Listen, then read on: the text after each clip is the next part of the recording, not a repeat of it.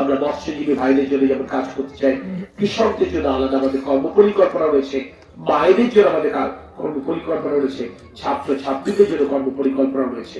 আমাদের নারী নেতৃবৃন্দকে দায়িত্ব নিতে হবে ঘরে ঘরে যে কর্ম পরিকল্পনা বিএনপি পারিবারিক কাজের বার্তা পৌঁছে দেওয়া।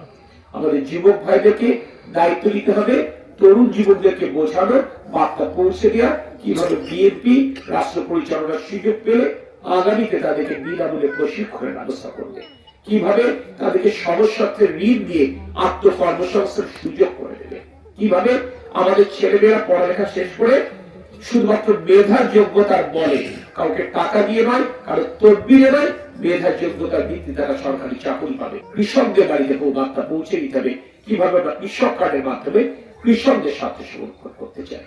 অর্থাৎ আমরা যারা সরাসরি বিএনপি রাজনীতি করি, আমাদের আগামী দিনে তারেক রহমানের বাংলাদেশকে নিয়ে ভাবনা, বাংলাদেশকে নিয়ে পরিকল্পনা, সেই পরিকল্পনাটা আমাদের ঘরে ঘরে পৌঁছে দিতে হবে। আপনার আমার আচরণ, আপনার আমার কথাবার্তা, আপনার আমার ব্যবহারে তারা যেন আস্থা পায় তেমন ভাবে তাদের সাথে মিশতে হবে। আমি খুব স্পষ্ট করে বলছি, আমাদের এই এলাকার কিছু নেতা কর্মীর হয়তো আচার আচরণ ভালো হবে, তাদেরকে সংযত হতে হবে, তাদেরকে সতর্ক হতে হবে, তাদেরকে আত্মনিয়ন্ত্রণ করতে হবে।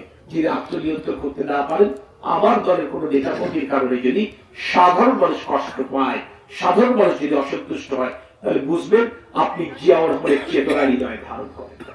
আর যিনি জিয়াউর রহমানের চেতনা হৃদয় ধারণ করেন না, তার বিএনপি করবার সুযোগ আকাঙ্ক্ষী।